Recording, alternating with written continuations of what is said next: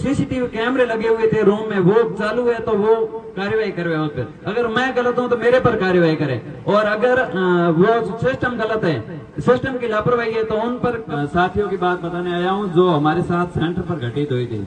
मेरा सेंटर जोधपुर के एक गवर्नमेंट विद्यालय तनवाड़ा में था, ग्राम पंचायत तनवाड़ा, 22-137 कोड नंबर है।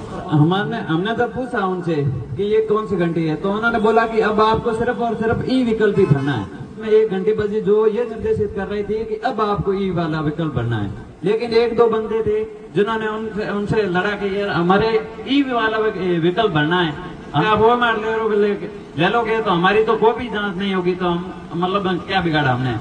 तो जैसे वो लड़ना शुरू हुए तो सेंटर सुप्रिटेंडेंट आए कि क्या मामला है, बच्चे वो मार क्यों देंगे, अभी तो इनके पास 10 मिनट और पड़े हैं, और इतादानी में लगभग 5-6 मिनट और बर्बाद हो चुके थे।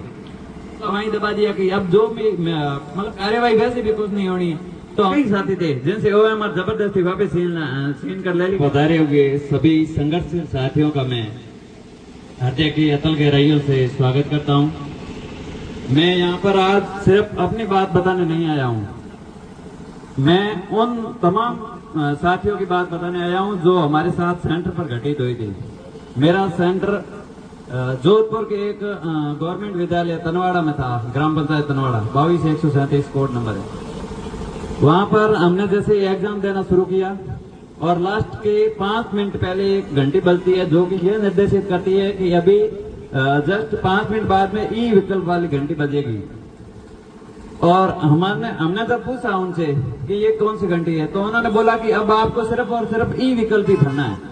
तो हमने अफरा तफरी में जल्दबाजी में वो भरना शुरू कर दिया ई, और जैसे ई भरना शुरू किया और 5 मिनट बाद में एक घंटी बजी जो ये निर्देशित कर रही थी कि अब आपको ई वाला विकल्प भरना है, और वो ई वाली घंटी बजते ही हमसे ओएमआर सर से कलेक्ट कर ली गई। लेकिन एक दो बंदे थे जिन्होंने उनसे लड़ा कि हमारे ई वाला विकल्प भरना है, हमसे आप ओएमआर ले लोगे तो हमारी तो कॉपी जांच नहीं होगी, तो हम मतलब क्या बिगाड़ा हमने।